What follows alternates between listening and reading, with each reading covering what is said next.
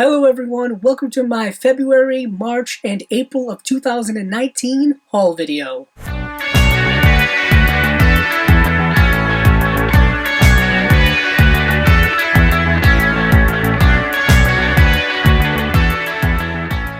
Welcome back everyone to another haul video. It has been quite a while since I've done one of these, basically because the whole world has seemingly gone completely crazy and things have just been all out of whack in many respects. So things have been kind of crazy in my life as well as probably crazy in your life as well. Future generations who are watching this video probably won't really know what I'm talking about, but with the whole coronavirus and everything being shut down and all kind of stuff happening, things have been a little wonky. But what has been wonky is that I have been getting things for the last 3 months, so this video will encompass all the stuff from February, March, and April, so it's going to be quite a few things. And for those of you who haven't seen this video series on my channel before, it is essentially what the title suggests. I go over all the things I get in a specific time frame. Usually it was monthly, and now it's bi-monthly or tri-monthly, but yeah, I go over all the different things that I get. They're usually comic book related or movie related things. And without further ado, let's get into it. First up here is a group of comic books that I picked up in early March, kind of right before everything shut down when it came to local comic book stores and stuff like that. So I can only imagine what it's going to be like when they finally open back up and I'm able to get to my pull list and grab all kind of stuff. But first up here is Firefly issue number 14.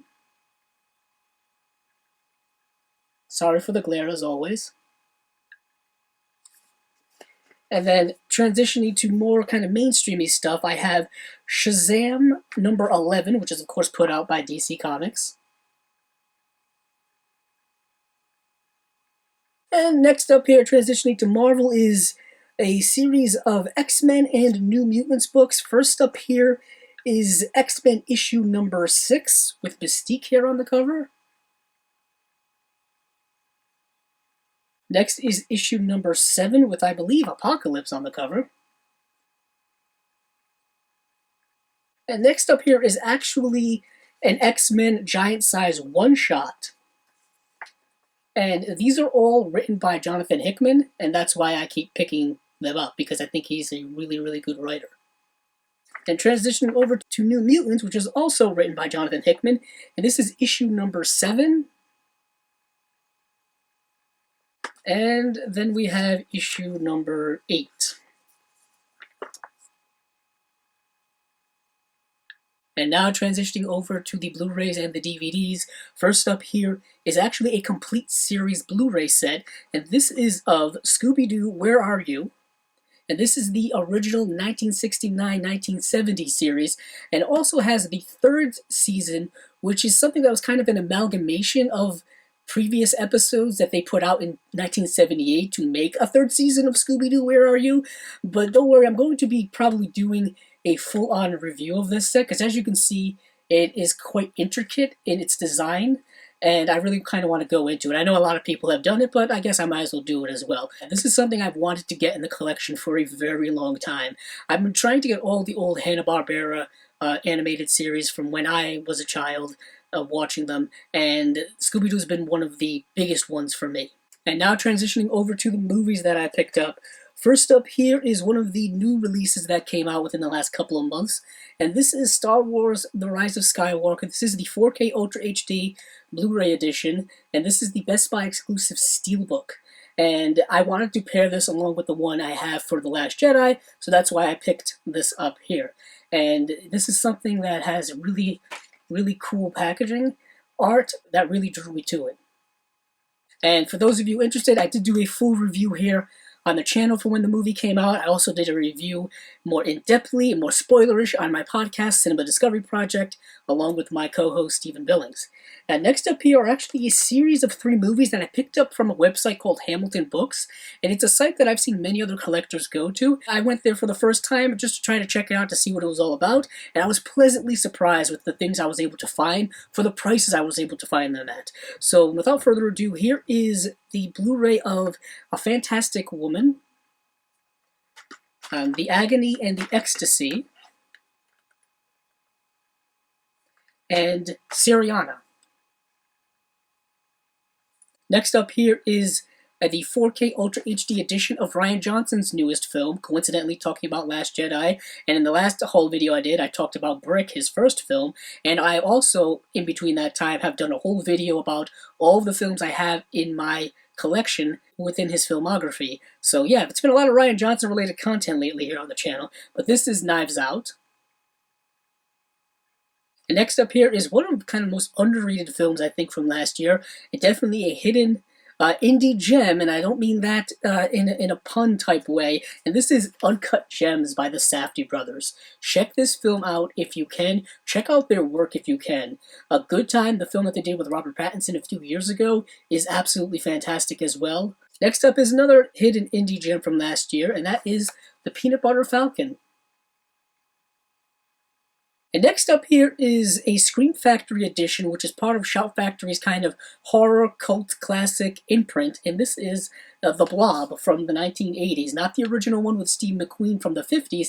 That's actually part of the Criterion collection, if you're curious how to get that version. But why I really wanted this film is I watched it recently last year for the first time, and I was really impressed by it. The special effects and kind of those things really hold up very, very well. And I think it's a really solid horror film.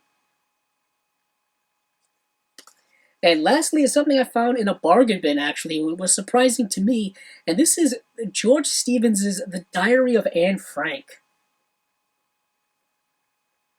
The next two films are films that I got during the Criterion Collection flash sale that happened some time ago. The first one here is actually something I'm going to be getting the artwork replaced on it, as well as the case, because it came damaged, so I have to kind of wait on that. And this is Satyajit Ray's Charulata, and this is going to be another addition to the Satyajit Ray collection that I have, and this is going to be, I think, the final Blu-ray from the Criterion collection that I was missing.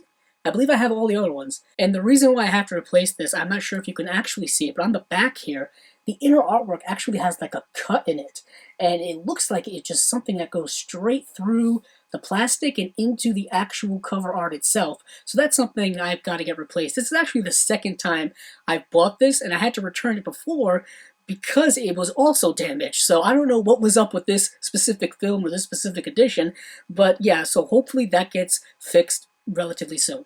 Next up here is the second thing that I got from the Criterion Collection flash sale, and this is Pedro Almodovar's film, All About My Mother. Now, this is a DVD upgrade, and I'm really glad that they finally released this, because this is a fantastic film by Pedro Almodovar. Almodovar is really kind of one of my favorite filmmakers of all time. His films are just so unique and so fantastic, and I really wish more of his films would come out on Blu-ray.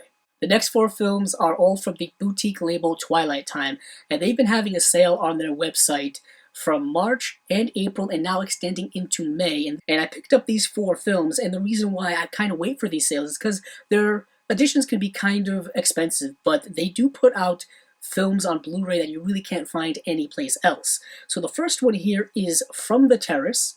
This is starring Paul Newman as well as Joanne Woodward, and it continues my quest of owning all of the Paul Newman films. That's one of my many movie collecting quests. Next up here is actually a series of Paul Mazursky films, and I realized that I didn't have any Paul Mazursky films in my collection at all, so I decided to load up by getting three of them right in a row. First up here is Next Stop Greenwich Village. And the last one I have here is Moscow on the Hudson, starring the late, great Robin Williams. And the next six films that I have here are all from Warner Archive. Warner Archive was having their 4 for $44 sale, but what they don't tell you is that it's not only limited to 4 titles. You can get 5 for $55, 6 for $66, onward and upward. So I decided to go with 6 titles. Unfortunately, the first part of this sale was canceled because of the coronavirus and shipping being limited and whatnot, but then they revived the sale for a very short amount of time and I was able to jump on it. So first up here is actually Bette Davis, The Letter, which is a William Wyler film. And next up here is another William Wyler film, also starring Bette Davis, and this is Jezebel. And for those of you out there who are familiar with Warner Archive, the transfers on all of their current releases over the last several years have been fantastic. They've really put in maximum effort when it comes to restoration and remastering for a lot of their catalog titles. I'm really, really happy about all the things that I bought from them.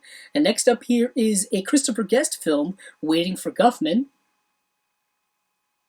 And another Christopher Guest film is A Mighty Wind.